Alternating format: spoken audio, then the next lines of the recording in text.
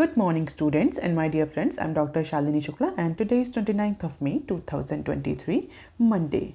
News analysis start करने से पहले अगर आपको बिजनेस स्टैंडर्ड और मिंट की पीडीएफ चाहिए तो आप इनकी रिस्पेक्टिव वेबसाइट्स पर लॉगिन कर सकते हैं। इसके अलावा आप मुझे Telegram channel, Twitter, ResearchGate, Facebook और इंस्टाग्राम पर भी फॉलो कर सकते हैं। रिकमेंडेड प्ले स्पीड है इस वीडियो की 1.25x। Thought of the day is happiness lies in the joy of achievement and the thrill of creative effort। और आज के मिंट पेपर की अप्रॉक्सीमेटली 9 इंपॉर्टेंट न्यूज़ हेडलाइंस हैं, बिजनेस स्टैंडर्ड की approximately 10 important news headlines हैं और आज के डिस्कशन में हम 9 न्यूज़ आर्टिकल्स कवर करेंगे। तो देख लेते हैं आज का पहला आर्टिकल जो कि मिंट के पेज नंबर 1 पर दिया हुआ है। IT sectors profit pie drops to 5 years low. Mint ने लेटेस्ट कॉर्पोरेट अर्निंग्स, कंपनीज की जो लेटेस्ट कॉर्पोरेट अर्निंग है, कॉर्पोरेट अर्निंग डेटा है, उसकी एनालिसिस करी है और उसके अकॉर्डिंग जो इंफॉर्मेशन टेक्नोलॉजी सेक्टर है, IT सेक्टर है, उसका शेयर ओवरऑल कॉर्पोरेट प्रॉफिट में डिक्लाइन हुआ है। और मिंट एनालिसिस के अकॉर्डिंग जो IT कंपनीज है, जो IT सेक्टर की कंपनीज हैं, ओवरऑल कंपनीज हैं, उनका ओवरऑल कॉर्पोरेट प्रॉफिट में जो उनका शेयर है वो अपने 21 क्वार्टर के लोएस्ट पॉइंट पर पहुंचकर अप्रॉक्सीमेटली 9.7% रह गया है as of March quarter. And this share has declined nearly 3 percentage points in past year and is sharply down from 34% share in profit in the month of March 2020 quarter.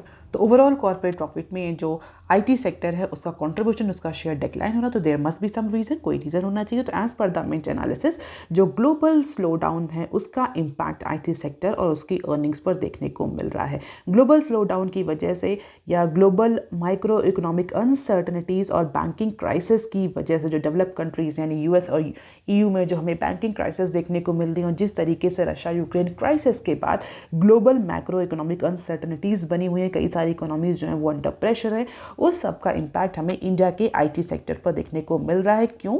क्योंकि अगर हम India के IT sector को देखें तो India का जो IT sector है उसका मेजर मार्केट जो है वो डेवलप कंट्रीज़ ही हैं, स्पेशली US एंड EU। और जब ये इकोनॉमीज जो है रिसेशन की कंडीशंस में है या क्राइसिस की सिचुएशन में, तो डेफिनेटली जो नए ऑर्डर्स हैं, जो नए बिजनेस हैं, वो जनरेट नहीं होंगे IT सेक्टर के लिए, और जिसकी वजह से जो IT का कंट्रीब्यूशन है इंडिया की ओवरऑल कॉर्पोरेट प्रॉफिट्स में वो डिक्लाइन हो रहा है। तो मिंट ने कैपिटालाइन जो डेटाबेस है उससे अप्रॉक्सीमेटली 1252 BSE लिस्टेड कंपनीज का डेटा कोलैट करके उसकी एनालिसिस करी है, जिसमें से 66 IT और ITES बेस्ड कंपनी हैं जिनका कॉर्पोरेट प्रॉफिट एनालाइज किया गया है। और ऐसा माना जा रहा है एनालिसिस के अकॉर्डिंग कि 21 क्वार्टर के लोएस्ट, यानी 21 क्वार्टर यानी 5 साल के अपने लोएस्ट पॉइंट पर पहुंच गया है IT कंपनीज का contribution into overall corporate profit. So this is slow down banks in IT sector. और अगर हम डिफरेंट अदर सेक्टर्स की बात करें, sectors with greatest share in corporate profit in terms of Q4 financial year 20 and Q4 financial year 23, तो जो top 5 sector हैं ITES, BFSI, chemical, FMCG और पावर सेक्टर हैं। हालांकि IT का जो कंट्रीब्यूशन है वो डिक्लाइन हुआ है पिछले 5 सालों में। अगर टॉप 5 सेक्टर्स की बात करें according to Q4 of financial year 23, तो वो BFSI, oil and gas, metal and minings, IT and ITES power. तो पहले जो 20 में यानी फाइनेंशियल ईयर 20 का ये डेटा है और ये फाइनेंशियल ईयर 23 का डेटा है। तो पहले IT नंबर 1 पे था, जो कि अब IT डिक्लाइन होकर के 4th पोजीशन पर पहुंच गया है। 34% कंट्रीब्यूशन रिड्यूस होकर के 9.7% तक का रह गया है। और इसका reason banking crisis and global uncertainties in develop economies. अब देख लेते हैं article number 2 that is given on page number 1 of Mint paper, India to contest EU carbon levy. तो ये बेसिकली एक इंटरव्यू है, स्टील मिनिस्ट्री के जो सेक्रेटरी हैं नागेंद्र नाथ सिन्हा, उनका एक इंटरव्यू है इंडिया में स्टील इंडस्ट्री को लेकर के कि इंडिया में स्टील इंडस्ट्री आगे आने वाले टाइम में क्या मेजर ले रही है, और स्पेशली जो EU का जो कार्बन लेवी है, जो कार्बन टैक्स है, जो CBA मैकेनिज्म है, उसको लेकर के जो स्टील मिनिस्ट्री है उसका क्या अप्रोच है और इंडिया कैसे इस CBA मैकेनिज्म इशू को टैकल करेगा। तो ये एक ओवरऑल इंटरव्यू है जहाँ पर स्पेशली जो हमने एम्फेसाइज़ किया है वो CBA मैकेनिज्म पर एम्फेसाइज किया, क्योंकि इंडिया बहुत टाइम से, जब से ये CBA मैकेनिज्म EU ने अनाउंस किया है उसके बाद से इंडिया कंटिन्यूसली इस मैकेनिज्म को क्रिटिसाइज़ कर रहा है और इंडिया कई सारे मेजर्स भी ले रहा है इन ऑर्डर टू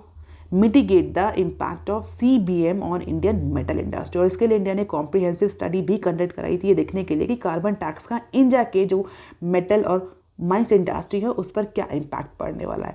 तो ये मिस्टर नागेंद्र नाथ सिन्हा का इंटरव्यू है जहाँ पर उन्होंने बताया कि जो EU का जो नया रेगुलेशन है उसको डेफिनेटली लेकर के जो स्टील इंडस्ट्री है वो वरीड है, लेकिन गवर्नमेंट जो है वो अपने काउंटर पार्ट यानी यूरोप से कंटिन्यूसली इस पर्टिकुलर CBM मैकेनिज्म को लेकर के डिस्कशन में है, क्योंकि इंडिया का ये मानना है कि जो ये CBAM मैकेनिज्म है ये WTA के जो WTO यानी वर्ल्ड ट्रेड ऑर्गेनाइजेशन का जो बेसिक प्रिंसिपल्स है उससे डेविएट करता है।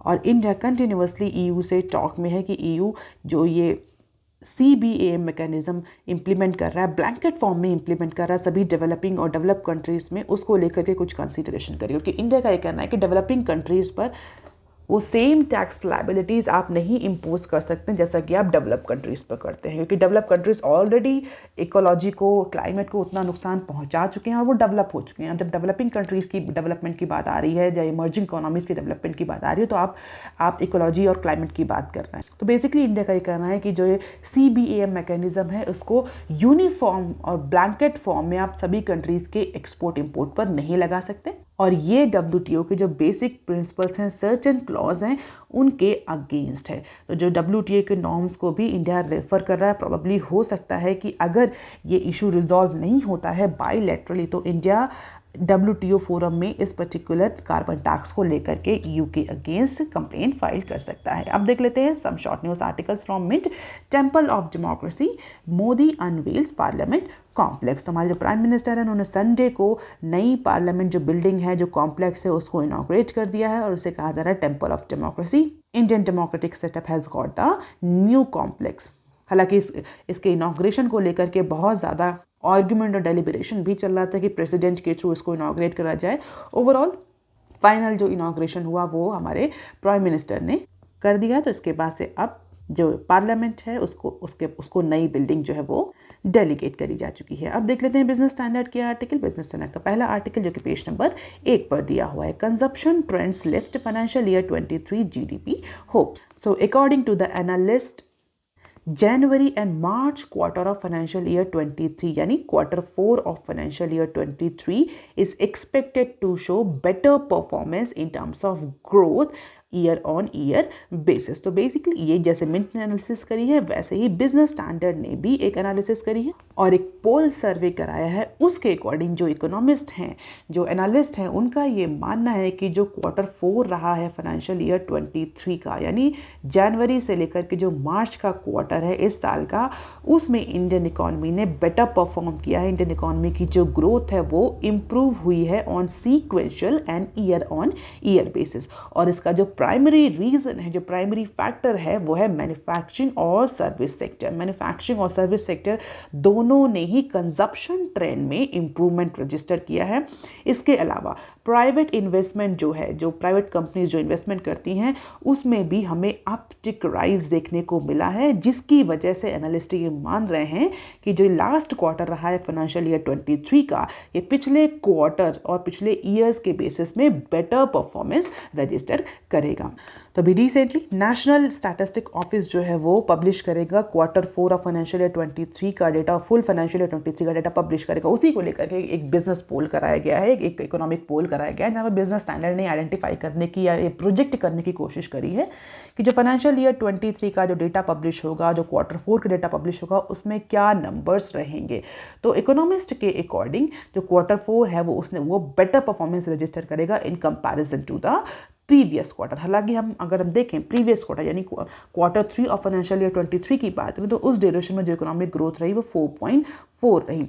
और अगर क्वार्टर 4 ऑफ फाइनेंशियल ईयर 22 की बात करें यानी लास्ट ईयर के क्वार्टर 4 की बात करें तो उस ड्यूरेशन में जो इकोनॉमिक ग्रोथ थी वो 4% की थी।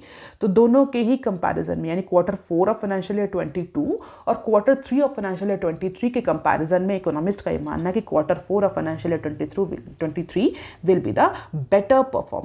और उसका जो रीजन साइड क्या है वो consumption trend in both sector, manufacturing as well as the service sector. तो कंजप्शन ट्रेंड और इन्वेस्टमेंट की वजह से ये जो क्वार्टर 4 है यानी लास्ट क्वार्टर है इसमें परफॉर्मेंस हमें इंप्रूव होती हुई दिखेगी। SBI's model based on 30 high frequency indicator from की sectors forecast the GDP growth for quarter 2 of financial year 23 at 5.5%। तो SBI के अकॉर्डिंग क्वार्टर 4 में, इस बार का जो क्वार्टर 4 फाइनेंशियल ईयर 23 का क्वार्टर 4 रहा, उसमें अप्रॉक्सीमेटली 5.5% की GDP ग्रोथ देखने को मिलेगी, ऐसा कहा chief economic adviser of State Bank of India group.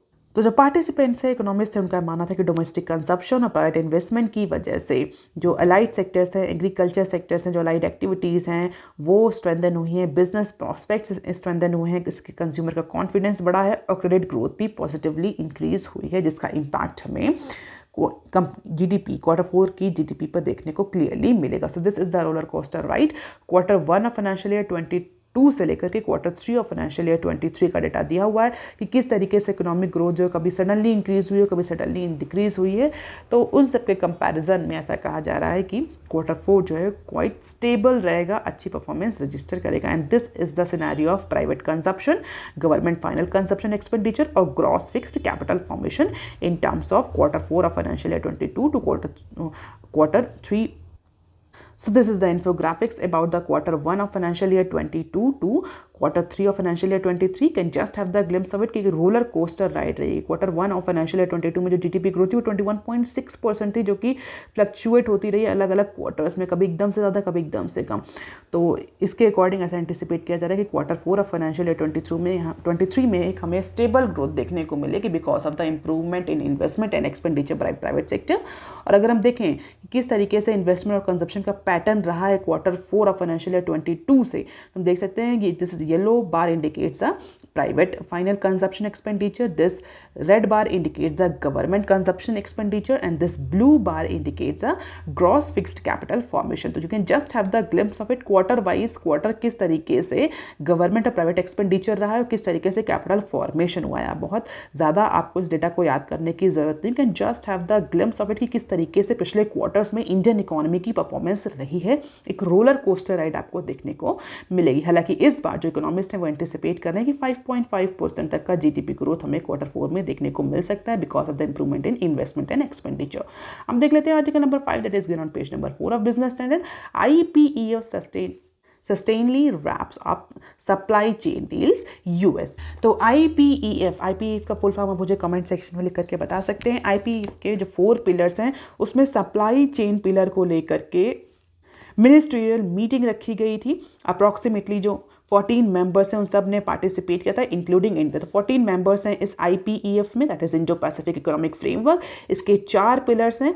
4th pillar यानी जो अभी रिसेंटली सप्लाई चेन पिलर को लेकर के ये मिनिस्ट्रियल मीटिंग रखी गई थी।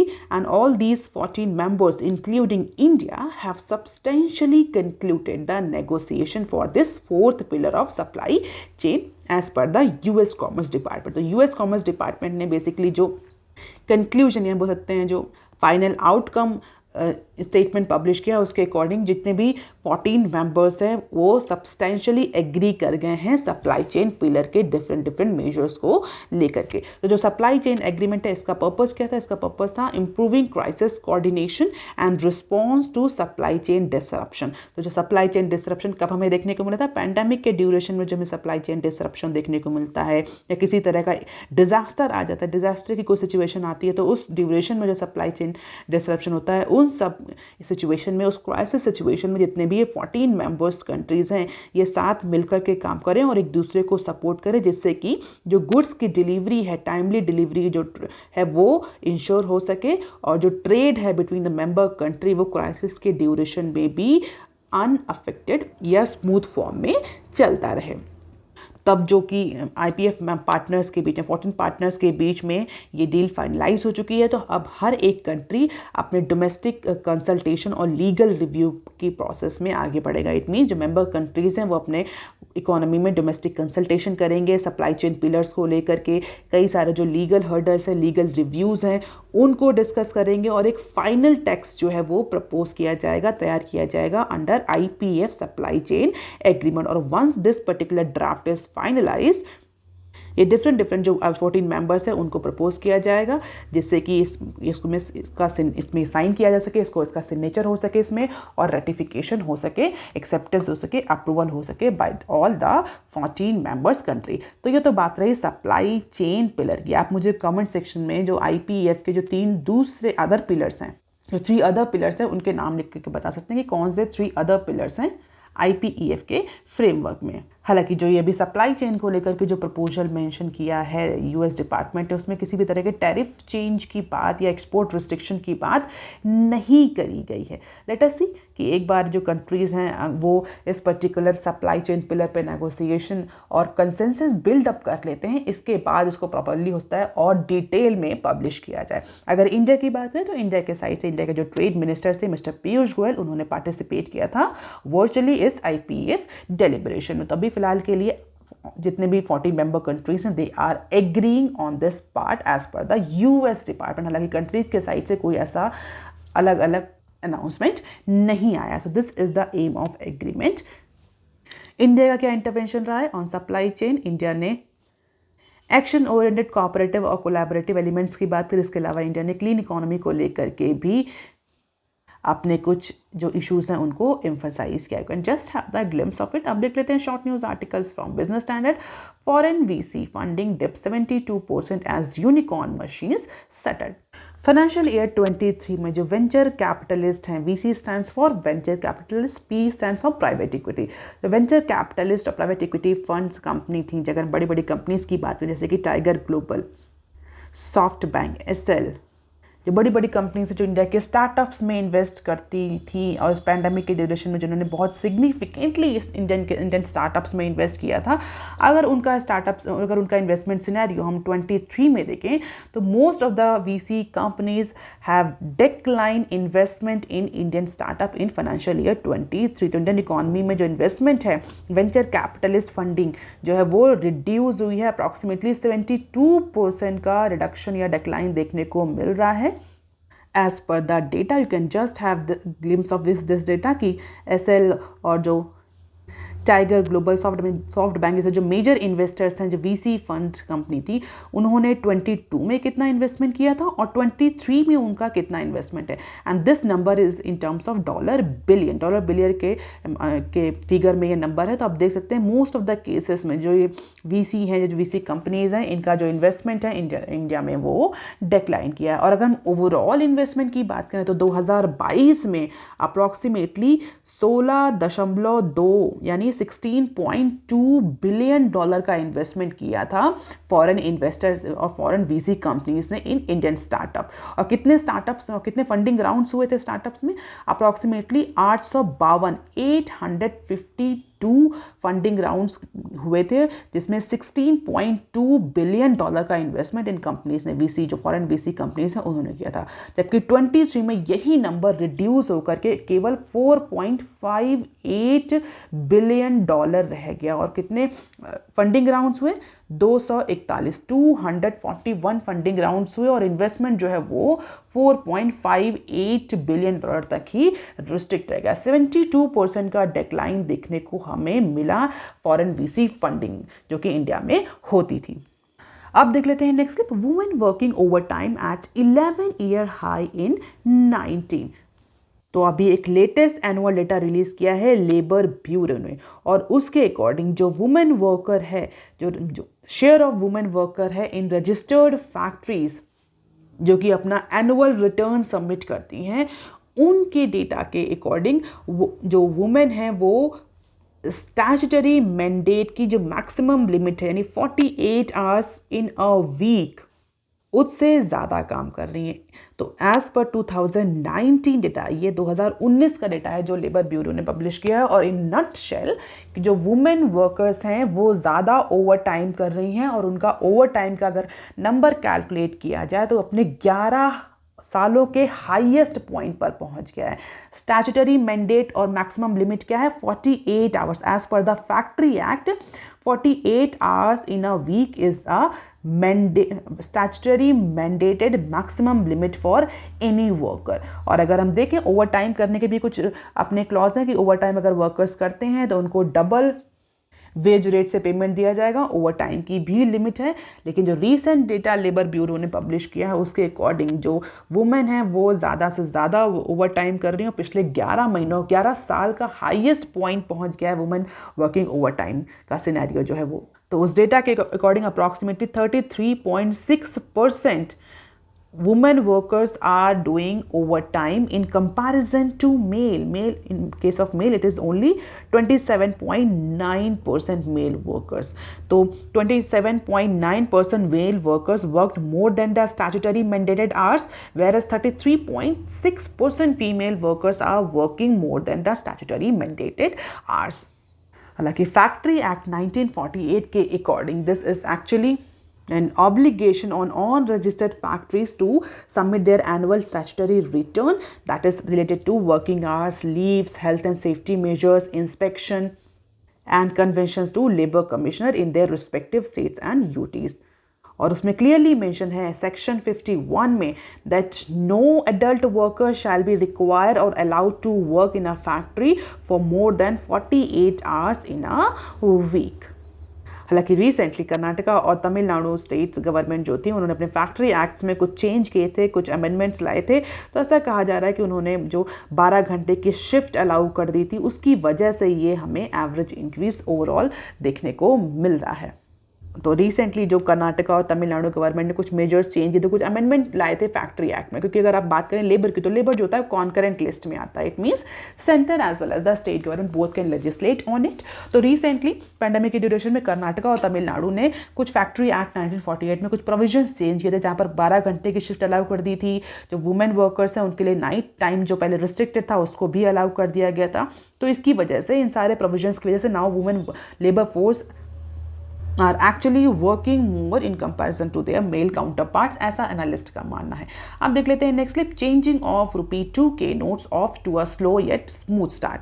तो जब विड्रॉल हुआ है 2000 रुपए के नोट का, उसका भले ही स्टार्ट जो है वो स्लो था, बैंक्स में बहुत ज़्यादा रश देखने को नहीं मिला for the exchange and deposit of 2000 note और करेंसी। लेकिन अभी फिलहाल के लिए as per the recent data according to the central bank sources, most 2000 notes were deposited in the very first week while only 20% was exchange. तो ज़्यादा से ज़्यादा जो नोट थे वो डिपॉजिट कर दिए गए हैं, केवल 20% उसमें से जो है वो एक्सचेंज हुए हैं और स्मूथ मैनर में ये विड्रॉल की जो प्रोसेस है वो चल रही है।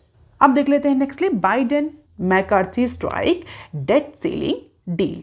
The White House and Republican negotiation reached finally a tentative deal on late Saturday to raise the US debt ceiling and avert a default that threatened to send a tremor throughout the global economy. तो दोनों ही parties के बीच में, Republic और white house and Republican के बीच में जो negotiation था date ceiling को लेकर के, इसमें इस डेट सीलिंग जो डील थी वो फाइनली स्ट्राइक कर गई। फाइनली ये डील जो है वो एग्री हो गई है, दोनों के बीच में एग्रीमेंट हो गया है इस डेट सीलिंग को इंक्रीज करने को लेकर के दोनों ही पार्टीज के बीच। हालांकि कई सारे अगर क्लॉज को हम देखें तो डिस्क्रिशनरी जो स्पेंडिंग है उस पर कुछ कैप लगा दिया गया है, जैसे कि अगर हम बात करें हाउसिंग, एजुकेशन, रोड सेफ्टी, इन सब per year wise year manner में कुछ कैपिंग लगा दी गई है।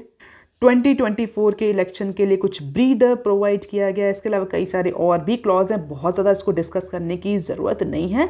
As of now president Joe Biden और house speaker mister Kevin McCarthy, उन दोनों के ही बीच में ये जो एग्रीमेंट है ये सील हो गया है। 90 मिनट्स की फ़ोन कॉल हुई थी।